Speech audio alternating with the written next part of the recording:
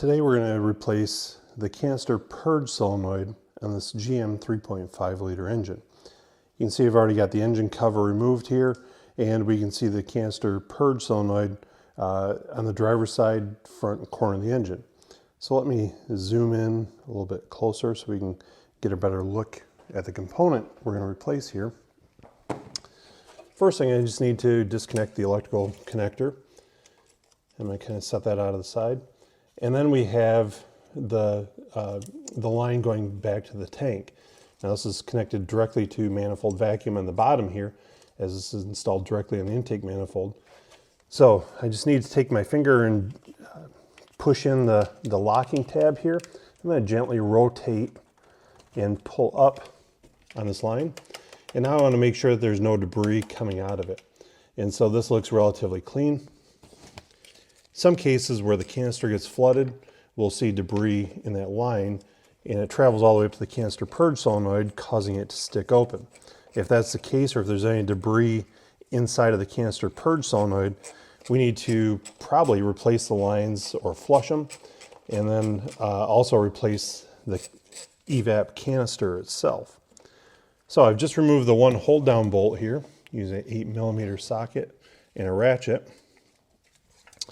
And now I can kind of rotate and apply a little bit of pressure to remove the solenoid here.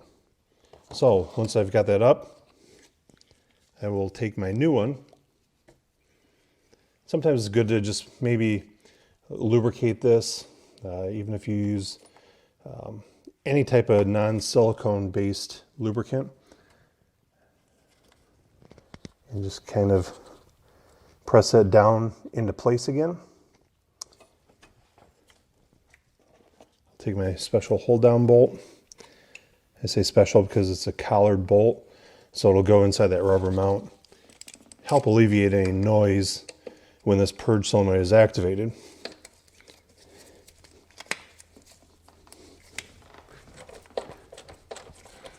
So bolt this back down in place.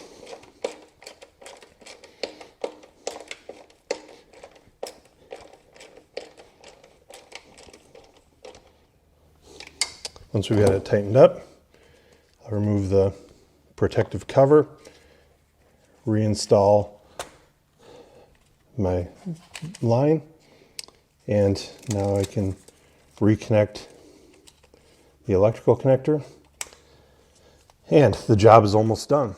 Now we need to go into the PCM, clear any trouble codes that may have been set by the previously faulty Canister Purge Solenoid. And then we will run a self-test. We'll actuate it with a scan tool, make sure that the problem has indeed been corrected by replacing the Canister Purge Solenoid.